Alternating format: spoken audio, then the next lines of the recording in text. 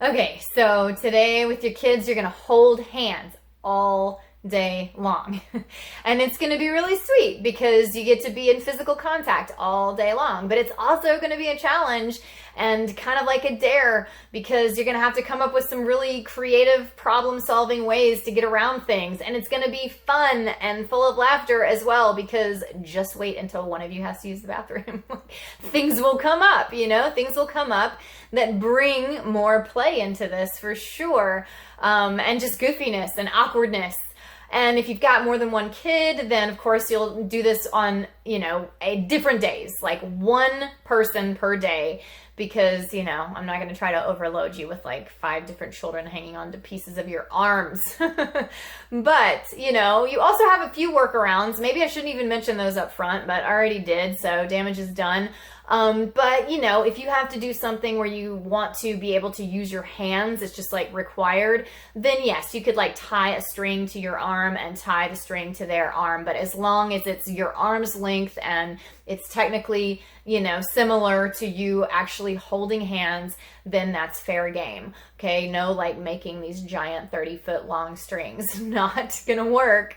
It's only a workaround in extreme needed moments where you need both hands. And, that's the cool thing is that we're going to be forced to be in really close proximity with one another. And so we'll have to notice what the other one is doing way more than we ever do.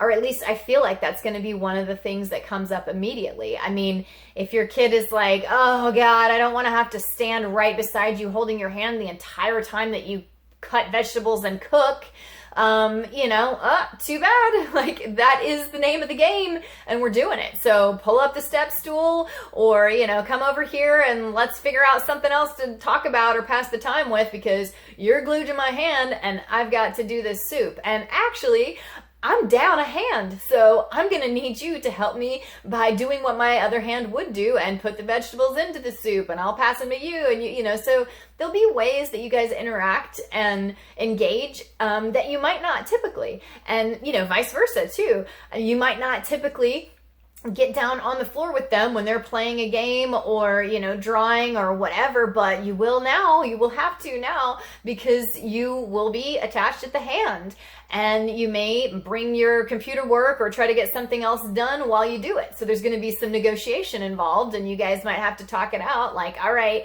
I know you want to play X, Y, and Z, but I can't really go in there or over there, but I could do over here. How about we set this up like this? I'll be on the floor with my computer over here and you'll be, but we're going to have to figure it out together. And that'll be kind of a fun, almost like, team building exercise too, where you're working out what can work for everybody.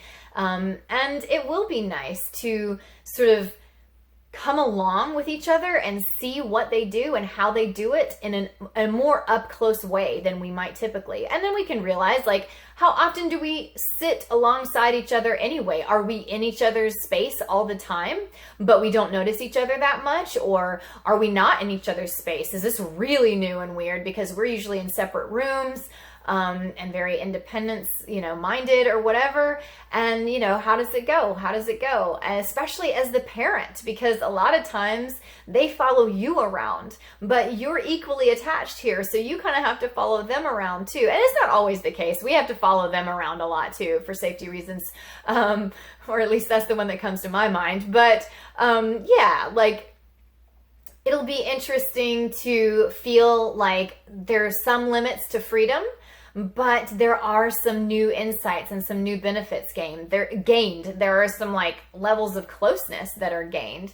So let's see how it goes. Let's see, what kind of things and workarounds, what kind of creative things you can come up with and like how much laughter you find in being stuck together and having to, climb up the stairs together with, and can you fit through this doorway together and, who's going to be where when the other one needs to brush their teeth or get in the shower or, use the bathroom.